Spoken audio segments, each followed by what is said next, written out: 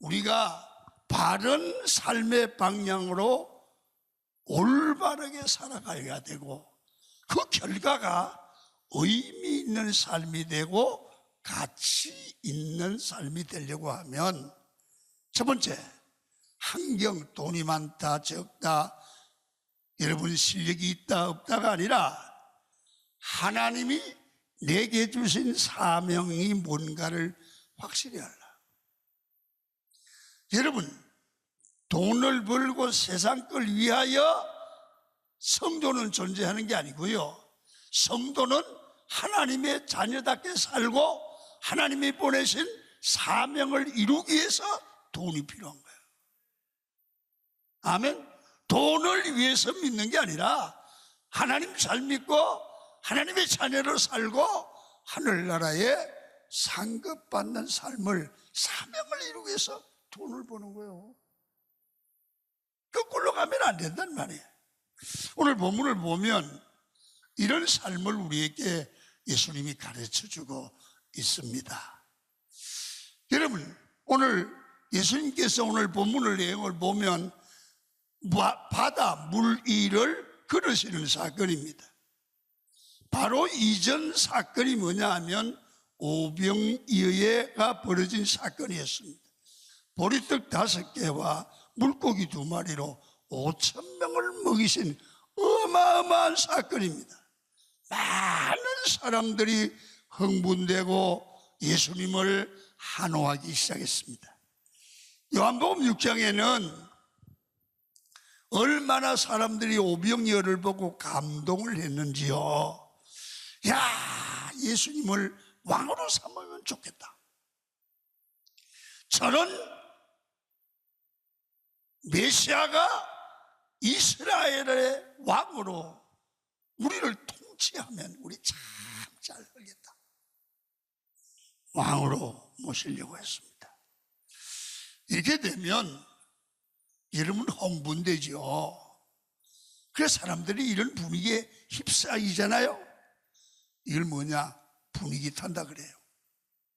마음이 흔들리게 됩니다. 여러분, 그런데 이렇게 분위기가 막 고조되는데도 예수님께서는 분위기나 사람들의 환호에 의해서 마음이 흔들리지 않습니다. 이게 대단히 중요합니다. 예수님은 그렇게 사람들이 왕으로 삼자고 난리를 쳐도 왕될 생각을 안 해요. 나는 왕이 되려고 온 게 아니다 이 말이에요. 이 땅에 오신 목적이 메시아의 사명을 감당하는 게 내 사명이다. 여러분, 메시아는 온 인류의 죄를 대속하시기 위하여 십자가를 지는 것입니다. 예수님은 흔들리지 않고 하나님이 명하신 십자가의 길, 여러분들과 죄를 구원하는 길, 사명의 길, 하나님이 본래 보내신 목적의 길을 흔들리지 않고 묵묵히 걸어갑니다. 여러분, 우리를 이 땅에 보내신 하나님의 목적은 뭘까요? 생각해 보셨습니까? 하나님은 사람들에게 다 사명을 주셨습니다. 여러분, 사명이 분명한 사람은 환경에 의해서, 사람들의 부추김과 여론에 의해서 사명이 흔들리지 않습니다. 사명의 방향을 분명히 알고 예수님은 그 길을 갔습니다. 여러분, 우리도 예수님을 뒤따라가는 사람입니다. 여러분, 하나님께서 여러분들과 저를 이 땅에 왜 보내셨을까요? 여러분, 왜 나를 우리 가정에 보내셨을까요? 왜 내 남편을 만나게 하고 내 아내를 만나게 했을까요? 왜 나를 강원교회에 보내서 장로를 만들고 권사를 만들고 성가대를 만들고 아집사님을 만들고 안수집사를 만들고 셀 리더를 만들었을까요? 우연일까요? 하나님의 명하신 명령이 있고 우리 쪽에는 사명이 있는 줄 믿습니다. 사명이 무엇인가를 분명히 알고 사는 것을 사명감이라고 합니다. 사명감이 분명하여 그 사명감이 흔들림이 없어야 돼요. 예수님께서는 환경이 이렇게 되자 제자들이 보니까 이게 흔들흔들하는 거야. 그래서 흔들리지 않도록 조치를 합니다. 45절을 읽겠습니다. 시작.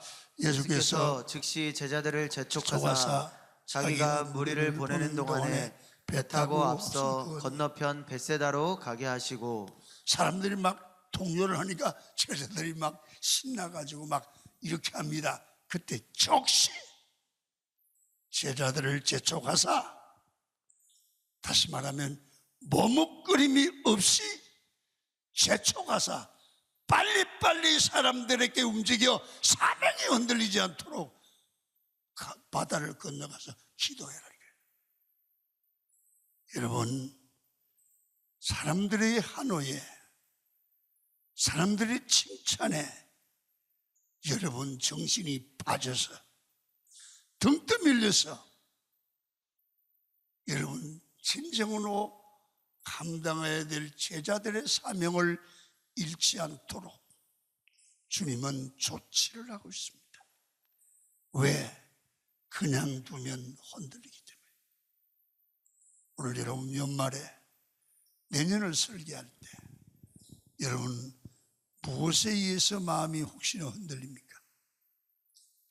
돈 잘 버는 일 때문에요?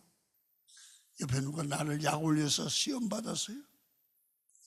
가정에 문제가 있었어요? 코로나 때문에요? 마음이 흔들리시면 안 됩니다.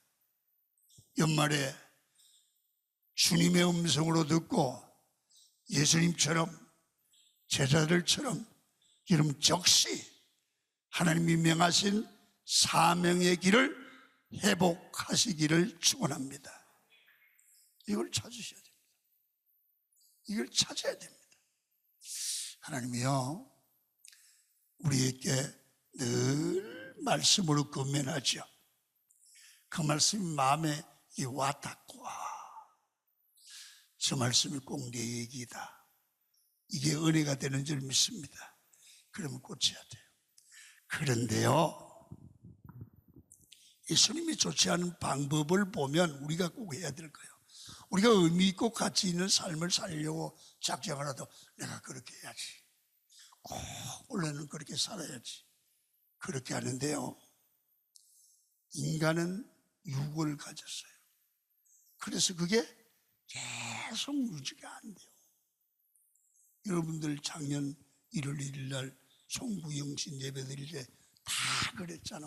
원래는 하루도 안 빠지고 새벽기도 하겠다, 저녁 예배 드리겠다. 그런데 첫 달은 좀 나오더니 그 다음 달 안 나오더라고. 왜? 마음이 약합니다. 여러분 잘 봐요. 마음이 약해 누구지 나쁘다는 게 아니에요. 목사인 나도요, 목사를 좀 나은 것 같으면 낫지 않아요? 내가요 이 건강이 안 좋고 당뇨가 그래서 밥을 내가 조금만 먹기로 했어요. 했는데 하필 그날 집사님이 밥 먹으러 가자는데 맛있는 걸 사줘서 어떻게 한 줄 아세요? 조금만 먹어야지. 조금만 먹고 왔을까? 내일부터 하기라고 그날을 먹었을까? 너무 아까운 거야. 그래서 하나님 오늘은 먹고 다음부터 할게요. 그 작심 먹었어. 그 집에 와서 내가 우리 집사람한테 얘기도 못하고, 야 이 동신아, 이 동신, 이게 인간이야. 이 유혹을 이길 수 있는 게 내 힘이 아니야. 기도하여 하나님의 도움을 받아야 될 줄로 믿습니다. 제자들이 그랬단 말입니다. 세상 사람들을 말을 듣고 세상 사람과 어울려서 믿음이 흔들릴까 봐 주님이 재촉합니다. 여러분 46절 시작. 무리를 작별하신 후에 기도하러 산으로 가시니라. 여러분 인생 삶의 방향을 잃지 않는 방법을 여기 설명을 합니다. 사람들의 한호 속에 좋아서 마음 뺏기면 하나님이 모르시는 거야. 그래서 하나님과 깊이 만나는 기도의 삶으로 가라는 거예요. 다시 말하면 기도하라는 거예요. 신앙이 무엇입니까? 신앙은 하나님이 명령하신 올바른 방향으로 살아가는 게 신앙입니다. 여러분 올바른 방향을 붙들고 그 다음에 일관성과 성실함을 가지고 묵묵히 믿음의 자리에 서 있을 수 있는 게 믿음이 아닐까요? 여러분 우리가 이 땅에 존재하는 목적이 무엇입니까? 의미 없는 존재는 아니잖아요. 내가 하나님의 백성으로 왜 이 땅에 있어야 됩니까? 왜 장로로서, 근사로서, 집사로서, 셀 리더로서, 목회자로서 이 땅에 우리가 살아있어야 되고 존재해야 될 목적이 뭡니까? 여러분 사명입니다.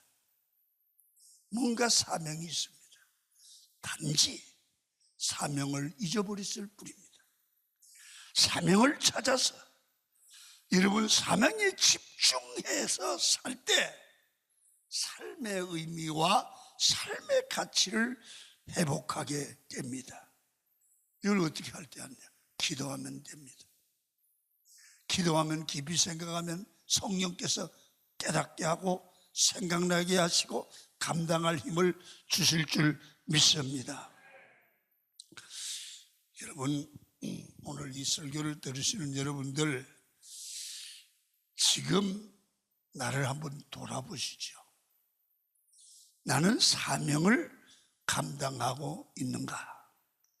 성도로서 올바른 방향으로 믿음으로 살아가고 있는가? 여러분 사명자로서 내가 바른 방향의 길을 걷고 있고 바른 생각을 갖고 있고 바른 삶을 살아가고 있는가? 많은 분들이 그런 생각을 묵상하며 기도하면 많이 고쳐야 될 일들이 생각나리라고 믿습니다.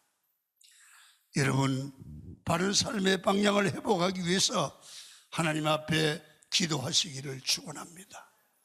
그러면 바른 삶의 방향을 놓치지 않고 감당할 수 있는 힘을 받게 될 줄 믿습니다.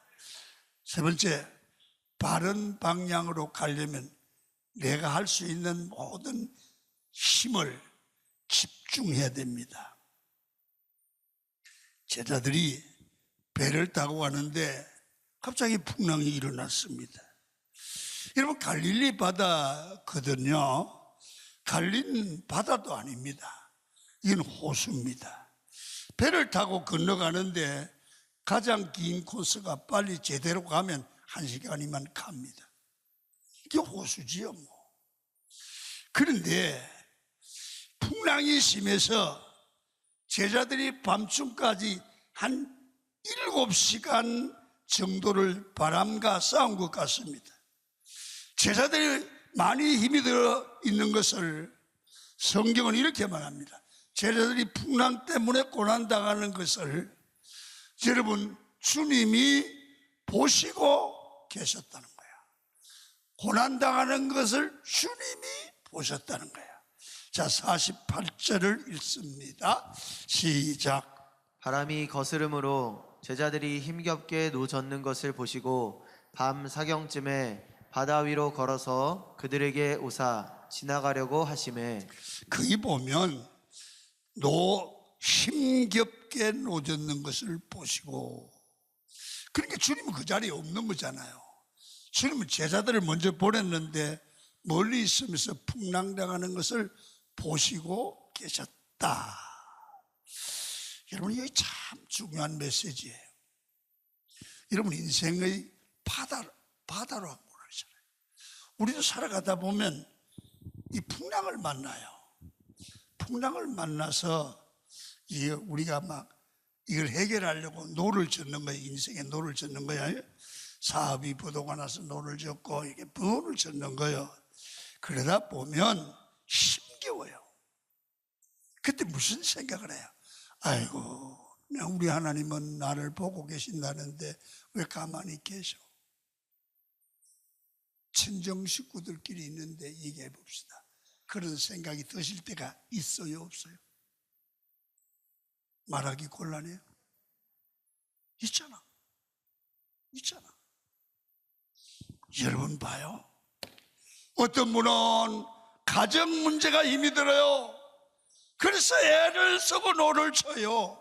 관계 문제, 남의 돈을 빚진 문제, 자녀 문제, 사업 문제 때문에 너무 힘이 드는 거예요. 아이고, 어떡하면 좋냐고 노를 치는 거예요. 한번 따라해요. 하나님은 내가 외로울 때 보고 계신다. 할렐루야. 그런데 여기 또 문제가 있죠. 예수님이 보고 계시면 도와주셔야 하는데 왜 도와주지 않고 풍랑 만나서 계속 여러분 노를 저으며 아파하게 할까? 그게 뭘까요? 지나고 보니까 철저하게 인간의 한계를 느끼고 하나님만 의지하게 하려고 하는 주님의 의도가 있는 거예요.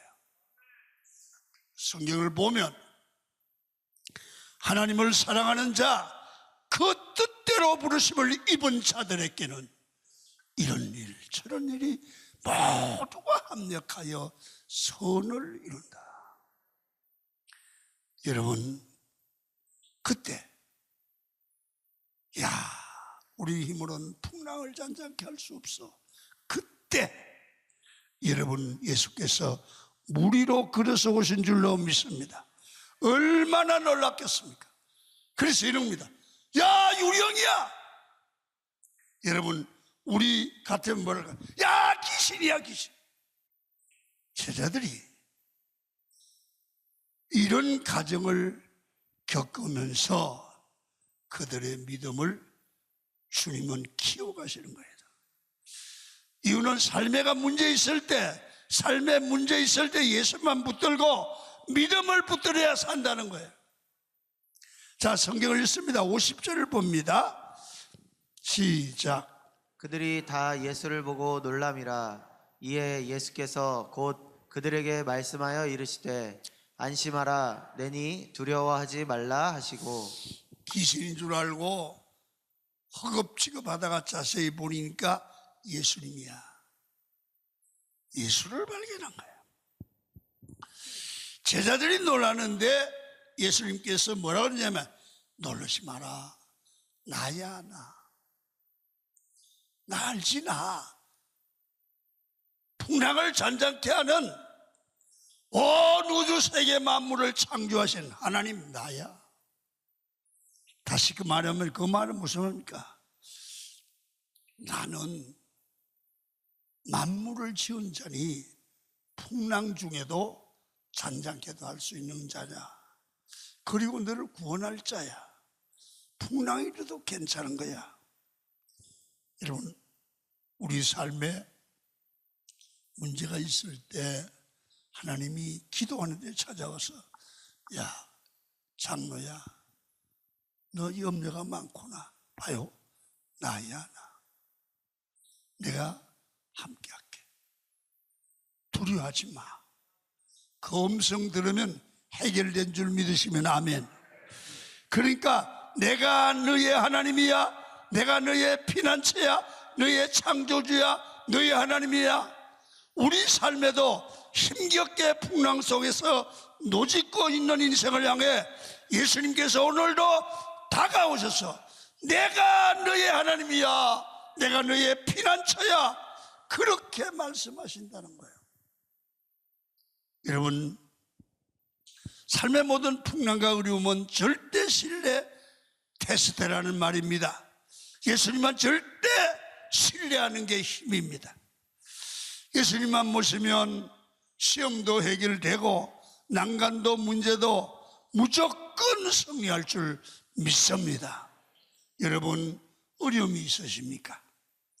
여러분, 하나님께서 여러분의 손을 잡고 말씀하신답니다. 사랑하는 아들아, 딸아, 나야 나. 힘들지? 내가 너를 도와줄게. 내가 너의 능력이 될게. 내가 너의 하나님이 될 거야. 안심해. 믿음은 간단한 겁니다. 흔들림이 없이 주님만 바라보고 주님의 말씀을 듣고 나야 나, 내가 너를 도와줄 거야. 그 말씀을 듣고 마음의 편안을 찾는 거예요. 여러분, 열왕기상 18장에 보면 엘리야의 위대한 순간이 나옵니다. 갈멜산에서 바알과 아세라 선지자 850명을 여러분 싸움에서 이기고 여러분 쳐 죽였습니다. 엄청난 믿음의 승리를 했습니다. 그러나 19장에 오면 그 믿음은 좋던 엘리야가 이세벨 왕후가 죽여버린다니까 로뎀 나무 아래서 하나님 나를 죽여달라고 탄식하는 그런 정말 그 유약한 엘리야를 봅니다. 누가 진짜입니까? 여러분, 갈멜산의 엘리야가 진짜입니까? 여러분, 로뎀 나무 밑에서 죽기를 구하는 엘리야가 진짜입니까? 이게 우리 모습입니다. 우리가 마음의 생각을 잘 조정해서 주님을 바라보고 믿음으로 승리해야 우리는 삶의 바른 방향으로 갈 수 있는 줄로 믿습니다. 그래서 믿음은 하나님만 바라보는 싸움하는 것입니다. 순간순간 끝까지 하나님만 의지하는 훈련을 하는 겁니다. 신앙생활은 끝까지 주님과 동행하는 겁니다. 그래서 말씀을 들어야 됩니다. 그리고 여러분, 말씀을 들은 성도들과 교제해야 됩니다. 그리고 같은 말씀을 듣고 같은 방향으로 나가고 같이 일하고 간증하고 기뻐하고 그러는 게 능력입니다. 예수님이 뭐라고 말씀합니까? 52절 한번 봅니다. 시작. 이는 그들이 그 떡 대시던 일을 깨닫지 못하고 도리어 그 마음이 둔하여졌음이로라. 영적으로 둔해졌다는 겁니다. 하나님이 여러분들과 저를 향한 기대는 무리를 걷는 것 같은 믿음을 갖기를 원합니다. 하나님 바라보지 못하고 환경 바라보고 불신앙으로 가면 믿음 좋던 사람도 물에 빠지죠. 하나님께 성록해 주신 가능성은 무리를 걷는 겁니다. 어떻게 해요? 주를 바라보고 걸어가면 기적의 사람이 될 줄 믿습니다. 인간적인 생각으로 물을 바라보다 물에 빠지면 죽습니다. 결정적인 차이가 나지요. 이제 삶의 결단을 내리셔야 됩니다. 인생 절체를 다 걸고 물에 빠지는 인생이 절대 되지 마십시오. 여러분, 물에 빠지는 인생과 무리를 걷는 인생은 차이가 무엇입니까? 여러분, 무리를 믿음으로 주님 바라보고 걷는 사람이 시각의 문제입니다. 무리를 걷습니다. 세상 바라보고 무리를 못 걷습니다. 그래서 여러분, 오늘 이 설교를 듣고 삶의 방향을 바로 잡고 전진하려면 기도의 능력받아 우리의 시각을 주님께 집중하고 생각을 거기에 집중해서 믿음으로 승리하는 여러분이 되기를 축원합니다.